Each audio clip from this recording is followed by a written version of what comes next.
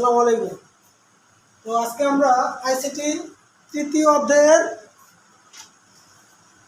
যে কোনো দশমিক সংখ্যাকে বাইনারিতে প্রকাশ করার বলতে পারি সংক্ষিপ্ত পদ্ধতি, বলতে পারি ফোঁটা পদ্ধতি, বলতে পারি বিকল্প পদ্ধতি।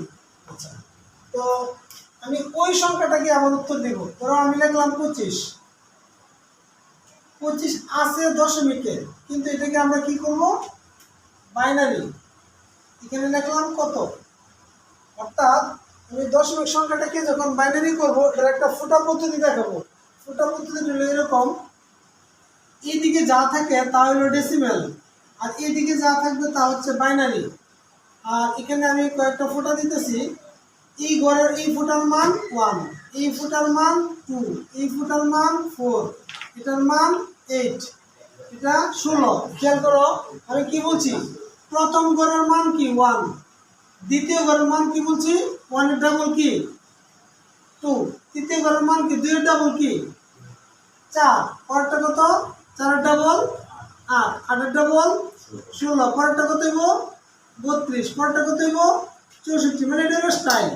এই জন্য এটার নাম দিচ্ছি কি পদ্ধতি? ফোঁটা পদ্ধতি। অর্থাৎ প্রথম ফোঁটা মানে প্রথম ঘরের মান 1, দ্বিতীয় ঘরের মান 2। এটা হলো একটা সূত্র। এই সূত্র দিয়ে আমি অঙ্ক কেমনে পারবো এটা বুঝাই। দেখো, আমি যদি বলি ডেসিমেলে 0, বাইনারিতে কত? বাইনারিতেও 0। যদি বলি ডেসিমেলে 1, বাইনারিতেও 1। অর্থাৎ এই দুইটার কোনো নিয়ম নাই, ডেসিমেলে যা বাইনারিতে তা। কিন্তু যদি আমি বলি ডেসিমেলে 2, বাইনারিতে হবে 1 0। এটা কেন হইল? আমি যদি বলি ডেসিমেলে 3, বাইনারিতে হইব 1 1। এটা কীভাবে হইল? আমি যদি বলি এখানে 7, ডেসিমেলে যে ডি মানে ডেসিমেল, ডেসিমেলে যদি 7 বলি বাইনারিতে হবে 1 1 1। এটা কীভাবে হইল আমি এখনো বুঝাইছি না, একটু পরে বুঝাবো। আমি যদি এখানে বলি 10, তাহলে এটার উত্তর হলো 1 0 1 0। কিন্তু এটা কেমনে হলো? এটা একটা প্রশ্ন। এবার দেখো এই সূত্র দিয়ে আমরা কেমনে বুঝি। তো এই দুটো বোঝার দরকার নাই। 0 ডেসিমেল বাইনারিতেও 0, 1 ডেসিমেল বাইনারিতেও কি 1। আমার বুঝতে হবে 2 থেকে, এখান থেকে বুঝতে হবে 2 এর বাইনারি 1 0 কেন? আমরা জানি প্রথম ঘরের মান 1 আর দ্বিতীয় ঘরের মান হচ্ছে 2। তাহলে আমি প্রথম ঘরে কিছুই লিখছি না, 0 মানে কিছুই লিখি না, কিন্তু দ্বিতীয় ঘরে কত লিখছি 1। তাহলে এই 1 এর মান কত 2। তাহলে এই 1 0 মানে কত 2। আচ্ছা, এই 1 এর মান কত 1, আর এই 1 এর মান কত 2। তো 2 আর 1 কত 3। এবার চলো এটা বুঝি। এই 1 এর মান হচ্ছে 1, আর এই 1 এর মান কত 2, এই 1 এর মান কত। এদিকে তাকাতে হবে সবসময়। তাহলে এই যে এই 1 কার জায়গা দখল করছে 4 এর, এই 1 কার জায়গা দখল করছে 2 এর। 4 আর 2 কত 6, 6 আর 1 কত? তার মানে 1 1 1 মানে কি মান 7। আচ্ছা, এখন 10 কেন এটা হলো? এটা 1 দশক শতক হাজার মনে হইতেছে 1010 কেমনে 10 হলো? তাহলে দেখো 1 2 4 8, এই যে দেখো এই গড়টাতে বসছে। তাহলে এ কার গড় দখল করছে 8 এর গড়। তাহলে এটার ভিতরে 8 লুকাই রয়েছে না? আর এটার ভিতরে কত লুকাই রয়েছে বলো 2। তাহলে 8 আর 2 এ কত? তাহলে এই দুইটা ঘর ফাঁকা। আচ্ছা, আবার এইদিকে একটু খেয়াল করো। ধরো আমি লিখলাম 17, এদিকে আমি ফোঁটা দিই। দেখো 1 2 4 8 16। ফোঁটার কিন্তু মনে মনে নাম বলছি, এটা যেটা 1 2 4 8 16, এটা সবসময় মোট যুক্ত হইব।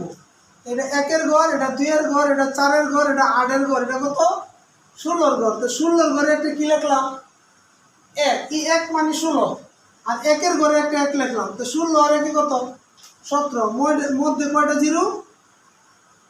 3টা 0। এখন যদি তুমি বলো স্যার 18 বাইনারি কত? আবার দেখো 1 2 4 8 16, 16 আর 2 এ কত?